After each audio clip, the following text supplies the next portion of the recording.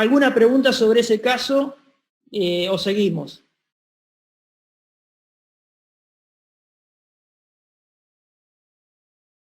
Capo, ponele volumen. Sí, pero ahí está. No, lo corto y después me olvido. No, quería saber si la dama del panel, Adriana, tiene alguna reflexión, alguna pregunta o algún otro panelista y encendemos un poquito la discusión acerca de este caso tan difícil, porque no es frecuente una lesión bilateral, una tríada terrible bilateral de codo en un paciente joven, de modo tal que uno tiene que pensar muy bien qué es lo que va a hacer, ¿no? Adriana, ¿querés decirnos algo? Estaba pensando lo mismo que vos, Miguel. Sí. La verdad, qué suerte tener un paciente con una tríada terrible bilateral donde podés elegir diferentes tratamientos según el tipo de lesión y el tipo de inestabilidad resultante postquirúrgico, ¿no? Yo creo que el tratamiento, Rodrigo, que haces colocando tutores es tremendamente interesante, nosotros lo hacemos, no hay tantas inestabilidades postquirúrgicas, pero sin duda cuando queda un codo inestable es mucho más cómodo, cuando hay manejo de un tutor externo y uno lo tiene a mano, colocar un tutor externo para estabilizar e ir dando una movilidad progresiva del codo. Nosotros a veces acá cuando no tenemos esa opción de tutores, tenemos rehabilitadores que están bastante entrenados en realizar ortesis con abisagradas, donde vamos trabajándolo de esa manera, pero eso exige obviamente tener rehabilitadores o rehabilitadoras que manejen este tipo de ortesis termoplásticas con las bisagras que tienen que estar bien a nivel del punto de rotación. Miguel hace así con la cabeza, porque los volvemos locos a nuestros rehabilitadores y rehabilitadoras en ese aspecto. A veces no contamos con los tutores externos, pero es así como vos lo planteás, no hay mucha vuelta. Yo después, cuando termine todo esto, me gustaría mojar el pancito con una lesión que describimos nosotros en el año 2016, que es la tétrada, pero preferiría que sigamos charlando de todo esto por ahora. Excelente los resultados, Rodrigo. Sí, en ese caso particular, el señor también necesitaba un miembro superior con algo de actividad para poder asearse, lavarse los dientes, cocinar, porque la otra le puso una férula en el derecho por 2 o 3 semanas. Entonces el otro que tenía el tutor le permitía tener cierta libertad y no ser tan dependiente. No hay nada peor que tener una lesión bilateral del miembro superior, ¿no es cierto? Entonces el tutor también en ese caso le da cierta comodidad y libertad al paciente. Bueno, este caso, avanzamos con este caso. ¿Alguien más quiere decir algo sobre el primer caso? Yo Rodrigo, te quería preguntar. Sí, Gabriel. ¿cómo estás, Gabriel? En el caso mostraste, no sé si no lo colocaste escrito, pero hiciste reinserción de la cápsula anterior y de la coronoides en el que tenía el tutor. Sí. ¿Sí? Ok. Sí, con un abordaje medial. Por medial. Con el codo derecho, sí. Sí. O sea, en los dos se hizo la reinserción, porque sí. en el uno mencionaste que sí y en el otro no lo habías puesto, por eso preguntaba. Sí. No sí, ok. No, solo era eso. Rodrigo. Señor. A ver. ¿Puedo hacer solo unos comentarios rapiditos? Dale. Sí, bueno, especialmente porque hay médicos mucho más jóvenes acá. Quiero solo hacer unos comentarios que me parecen razonables. Me encantó tu aula, concuerdo con 100%, pero el primer punto es, la estabilidad es más importante que la movilidad. Esto es lo que llamamos stiff, stable elbow. La verdad es que un loose, unstable elbow es la peor desgracia del planeta. Así que la idea es ir atrás de un stiff, stable elbow. Esta es una cosa que Joaquín Sánchez Sotelo de Clínica Mayo me enseñó. Importantísima. Otro es que yo concordo con usted, este es un mensaje para los jóvenes. Si tienes una duda entre la prostésis de la cabeza de radio, la menor o la mayor, es importante optar por la menor para evitar un fenómeno que se llama overstuff. El overstuff te causa un dolor que es imposible de tratar. Yo ya tuve, es muy difícil para el médico. La verdad es que la salida está en un implante menor. La última cosa que quiero decir es, como yo hago muchas tríades terribles, la mejor complicación sin duda es rigidez, se habla en Brasil, stiffness, y mucho más en mi experiencia en 15 años para extensión do que para flexión por obvias fibrosis de la cápsula anterior. En este sentido, la verdad es que una fisioterapia bien hecha, si posible con terapeutas ocupacionales, es importantísima, es tan importante cuanto la cirugía. Porque si no, en el final de la historia, la radiografía es muy linda, pero el codo se está, como se dice, duro. Así te pregunto, especialmente en los casos más agudos, en que no necesitamos habitualmente se colocar un fixador externo articulado, como decimos en Brasil. ¿Cómo te piensas empezar la rehabilitación? Porque yo tengo un protocolo muy definido en mi cabeza después de 15 años para ganar movimiento sin comprometer la estabilidad. Tengo dicho hecho, ¿cómo usted hace en los casos más habituales para empezar? ¿Cómo y cuándo? Esta es una pregunta importante, sobre todo para los más jóvenes acá. No miro los médicos que están nos asistiendo. Bueno, muy buena la pregunta y muy bueno el tema que focalizaste, que es el de la rigidez. Sí. Yo de hace 2 años estoy haciendo algo para prevenir la rigidez y me baso en una publicación de la clínica Campbell de Tennessee. Ellos, y háganlo si tienen un caso de esto porque funciona muy bien. Ellos le dan corticosteroides, dexametasona endovenosa al paciente durante la cirugía y posteriormente, en la primera semana, corticosteroides orales por 1 semana. Lo que demostraron es, primero, que el paciente tiene mucho menos dolor en esta lesión. Segundo, lo que demostraron que comparado al grupo que no usó corticosteroides, los pacientes que lo usaron obtuvieron un 25% más de rango de movilidad, lo que equivale a decir menos rigidez. Entonces yo lo que hago en estos casos es, inmediatamente después de la cirugía, el protocolo con corticosteroide y reposo por 1 semana, porque hay mucha inflamación. Quiero que se desinflame el área, y a partir de la semana empiezo a hacer la fisioterapia, pero depende mucho también de cómo.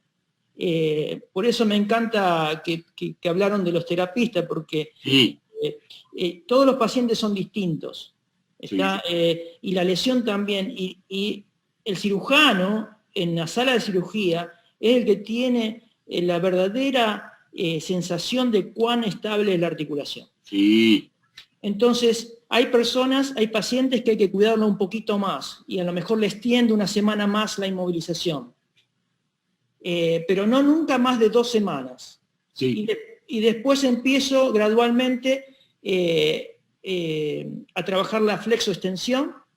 En las primeras 4 semanas no quiero que avance más de hasta los 30 grados de extensión, y después ir progresando aproximadamente 10 grados por semana, hasta la semana 6. quiero decirle una cosa que yo concordo completamente, pero solo para que lembremos, recordemos, el codo de 90 a 140 es extremadamente estable.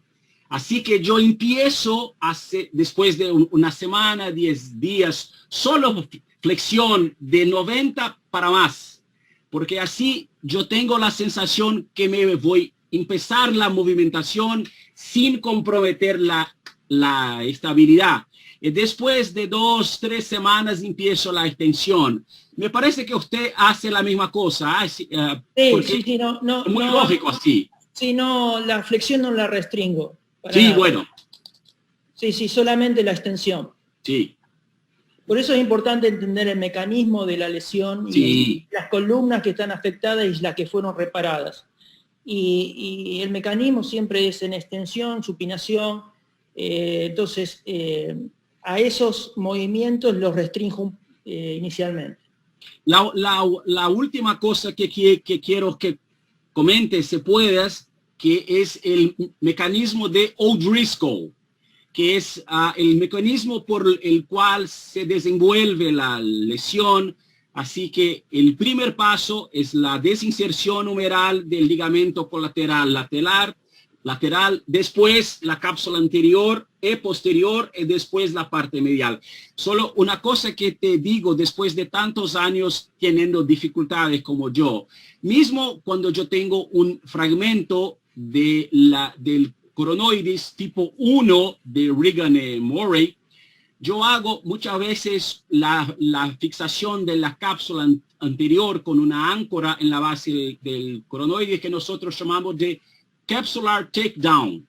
La verdad es que si por un punto estamos a muchos años discutiendo lo que usted ha dicho, cuán importante es esto para la estabilidad del codo. Por otro, nosotros discutimos mucho acá en Brasil que reproducir la anatomía nunca es malo. En este sentido, mismo que haga una fractura muy chiquitita, yo tengo la tendencia de hacer un takedown de la cápsula, mismo que la verdad es que yo quiero reproducir la anatomía, lo que nunca me parece algo malo. ¿Qué te parece de este punto?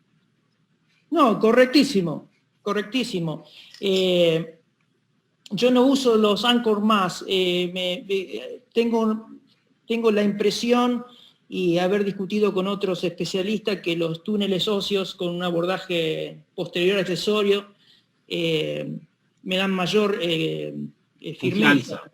Sí, y creo que hay algún estudio biomecánico también que sí lo demuestran, pero no te puedo pasar el paper, pero la reconstrucción anatómica es importantísima.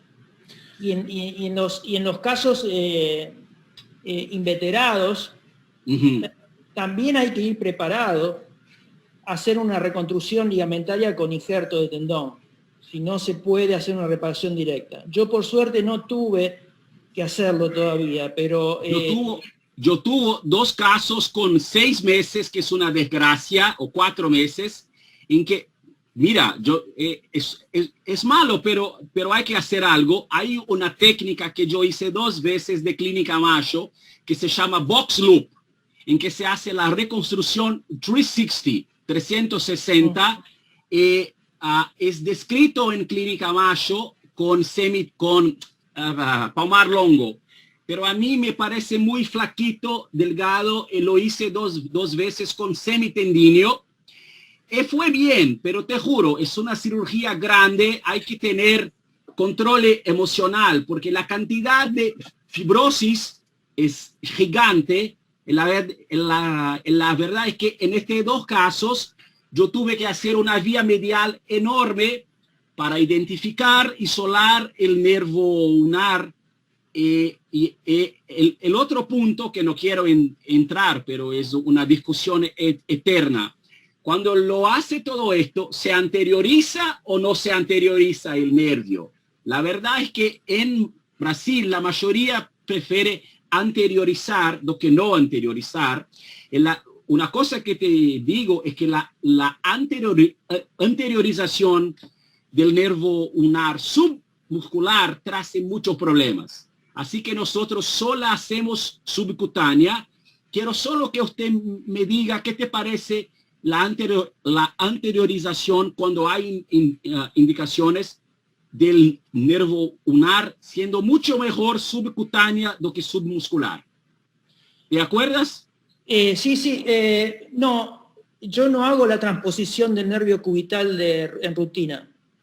Y es un debate que también se presenta en las fracturas de extremo distal de húmero. Sí, supracondilianas. Y las recientes publicaciones, te puedo mandar los autores, porque justamente la estuve leyendo, creo que hace 2 años, que hicieron un estudio, sobre todo en fracturas de extremo distal de húmero, si había o no que transponer el nervio. Y todos los casos que el nervio fue traspuesto presentaron más problemas de neuritis del nervio, más problemas que los que dejar el nervio en su lugar. Y entre las dos cosas, submuscular o subcutánea, submuscular no la haría jamás porque es mucho más daño. Subcutánea sí. Sí, bueno, la única cosa, mira que that's funny, porque en las supracondilianas del húmero distal, cuando yo no hice la anteriorización, el nervio se quedó inestable, no sé cómo se dice en español, paciente desenvolvió una gaja ulnar y fue malo y tuvimos que hacer con cirujano de mano en un segundo tiempo una anteriorización subcutánea. En mi hospital la hacemos en fracturas de húmero distal supracondilianas, anteriorización rutineramente subcutáneas, y te juro que no tuvimos ninguna complicación, pero mira, son experiencias diferentes. Sí, no, lo que pasa es que el mecanismo de lesión muchas veces puede llevar a una lesión por elongación del nervio. Sí. Entonces, la pregunta es, ¿cuál es ¿no es cierto?, el beneficio? Porque excepto que el nervio quede envuelto en una cicatriz, que puede suceder, me ha tocado hacer una neurolisis por estos casos, ¿no es cierto? Pero el desarrollo de un síndrome del túnel cubital puede ser posible, pero también puede ser una combinación de lesiones, una lesión por elongación del nervio y un desarrollo de cicatriz en el nervio. Yo lo reservo el tratamiento del nervio cubital para después, cuando se presenta. Sí, bueno. Si el paciente después de todo el tratamiento que recupera movilidad tiene síntomas de neuritis del nervio cubital, bueno, entonces ahí me aboco al tratamiento de eso. Pero durante el tratamiento agudo de la fractura luxación no. Quiero hacer una pregunta a doctora Adriana, que es cirujana de mano. Doctora, usted tuvo muchos malos resultados cuando hice, si es que lo hice, anteriorizaciones submusculares del nervio ulnar, porque yo tuve algunos casos que la fibrosis estaba muy mala, la abandonamos. Eso fue muy discutido acá, pero la verdad es que quería solo saber si usted tuvo malos resultados con la anteriorización submuscular de una manera que hoy la hace subcutánea, doctora. ¿Qué tal, Sergio? Nunca hice una submuscular. Bueno. Prohibida dentro de mi grupo de fellows y dentro de mi grupo de cirujanos de mano y de miembro superior, la transposición submuscular. Yo estoy de acuerdo con Rodrigo, raramente hago la subcutánea, raramente. En general, respeto el lugar del nervio y hago una plástica de los Born para dejar al nervio ulnar en su lugar. Lo hago la plástica de los Born. ¿Cómo? ¿Con la fascia? ¿Con la fascia? Te explico. O con fascia de tríceps o con fascia de epitrocleares. Le hago la plástica de los Born y me funciona divina. Solo para que yo entienda, porque no conozco este término, cuando está diciendo músculos epitocleares son los flexopronadores. Son los flexopronadores. Yo Sí, bueno. te propongo algo. Yo después te dejo, si querés, mi charla, yo no tengo problema, y lo dejamos a Rodrigo que nos presente sus maravillosos casos. Yo te dejo mi charla de plástica de los Born, que la tengo completa. Por favor. Bueno, continuamos. Este es un paciente politraumatizado que tuvo una fractura de pelvis. Y mientras rehabilitaba su fractura de pelvis, tiene una caída sobre su miembro superior izquierdo, donde había tenido anteriormente, 15 años antes, una fractura, luxación de codo, con una fractura de la cabeza radial que fue removida. Esta es la situación. Es un poco confuso la radiografía lateral, pero hay una fractura acá de coronoides, hay ausencia de la cabeza radial, hay mucha inflamación de partes blandas, la articulación húmero-cubital está subluxada, y como siempre yo recomiendo hacer una tomografía para analizar la fractura de coronoides, un tipo 1, un tipo 2, y lo llevé a cirugía y el paciente, yo siempre hago un test de estabilidad para entender el mecanismo de inestabilidad. Y acá pueden ver cómo se subluxaba la articulación.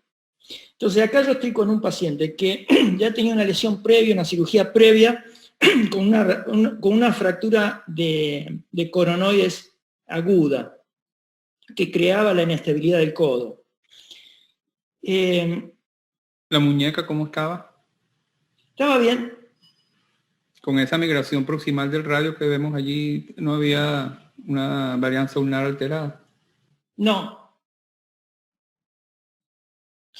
Este paciente, yo le hice una reducción abierta por un abordaje lateral y un tornillo tipo AcuTrack, de hecho 2, para estabilizar la coronoide. Y el tema que yo tuve acá, que yo tuve que pensarlo bien, es sobre el reemplazo de la cúpula radial. ¿Por qué? Voy a volver para atrás, porque este hueso acá, después de tantos años, estaba muy, muy debilitado y pensaba que una prótesis estándar no me iba a dar un buen prefit en el radio. Entonces usé una prótesis de tallo largo, que me dio un muy buen prefit acá en la diáfisis, con lo que pude estabilizar el codo, aparte de reparar el ligamento lateral. Quería mostrar este caso porque años atrás el tratamiento de esto muchas veces era la exéresis de la cabeza radial y hemos ido progresando. Me acuerdo con Capo aquellos años en el hospital donde hacíamos una prótesis de cabeza radial con cemento y un tornillo y la cementábamos adentro porque no teníamos otra cosa y los pacientes andaban bien y algunos recuerdo que no los volvimos a operar para sacarle el espaciador, ¿no es cierto? Pero en este caso yo lo quería mostrar porque este hueso acá me daba mucha inseguridad para un tallo corto. No sé ustedes qué piensan. El problema que yo encuentro con esta prótesis es una prótesis bipolar. Cuando uno reseca la cúpula radial, hace una cupulectomía, uno va a generar una inestabilidad transversal en el antebrazo, porque 20% de las fuerzas axiales que se reciben en el radio son transmitidas a la articulación radiocubital proximal a través de la cúpula radial.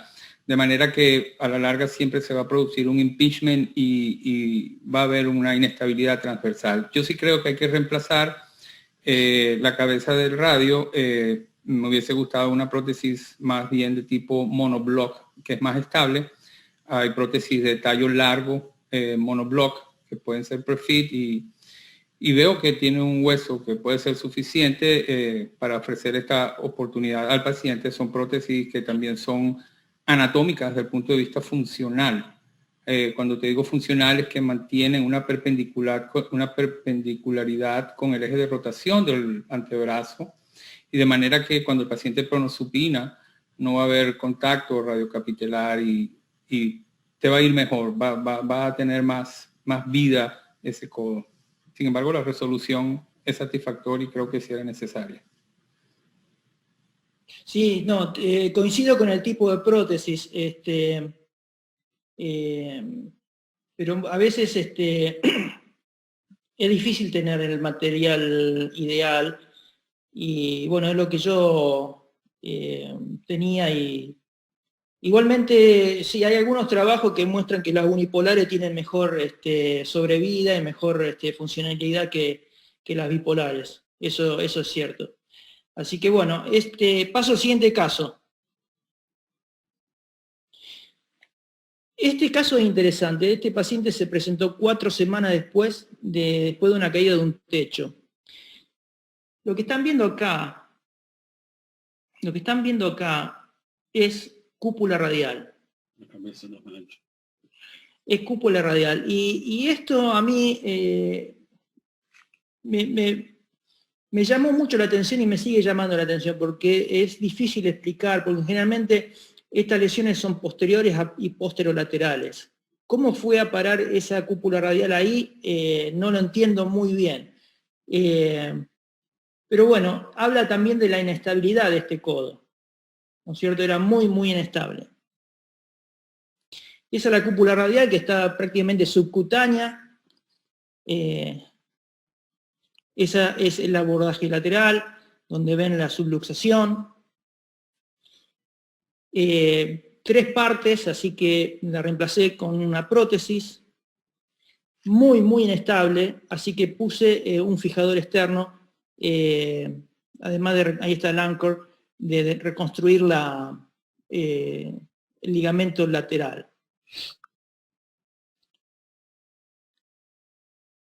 Bueno, esto es lo que yo le digo, las 2 semanas bloqueado. Este es el tutor, y esta barra es el que me da la estabilidad por 2 semanas. Este es en el momento en que yo le voy a retirar el tutor al paciente, con la movilidad 100 grados. Very good. Back. Este es otro ejemplo de uso del tutor, y lo usé porque era muy, muy inestable esta lesión. Todavía no me explico cómo esa cabeza radial estaba desplazada hacia ese lugar. Bueno, algunas variantes del diagnóstico diferencial. Este es un caso también politraumatizado, en donde el paciente tenía una luxofractura de capitellum, una luxación con una fractura de capitellum y columna lateral del húmero, con una fractura de coronoide tipo 1. No está descrito, pero yo considero que esta lesión es muy similar, porque en vez de tener una fractura de la cabeza del radio, tiene una fractura de la columna radial del húmero. Y el mecanismo es más o menos similar. Acá pueden ver la fractura de coronoides, la subluxación y la fractura de la columna lateral. Este caso se soluciona con la fijación de la columna lateral. No tuve necesidad de reparar mayormente los ligamentos. Yo, después de reparar la columna lateral, encontré que la articulación era estable, lo dejé en una férula por un par de semanas y empezó a mover. Pero lo quería presentar como diagnóstico diferencial y trayendo a colación lo que dice Gustavo, las inestabilidades coronales del antebrazo. Las lesiones de Exelopresti, que es lo que él hizo mención, no nombró el epónimo. Sí, pero es lo que quiso decirnos con la variante cubital a nivel de las muñecas. todas estas lesiones es mandatorio examinar la muñeca. Y en cirugía, yo lo que hago es examinar con el intensificador de imagen la muñeca con tracción longitudinal y compresión axial, y veo si tiene inestabilidad la radio cubital distal. Y también lo hago con un clamp de reducción en el radio proximal. Lo tomo fuerte y lo muevo ahí, y también me fijo en el intensificador de imagen la muñeca. Y voy a presentar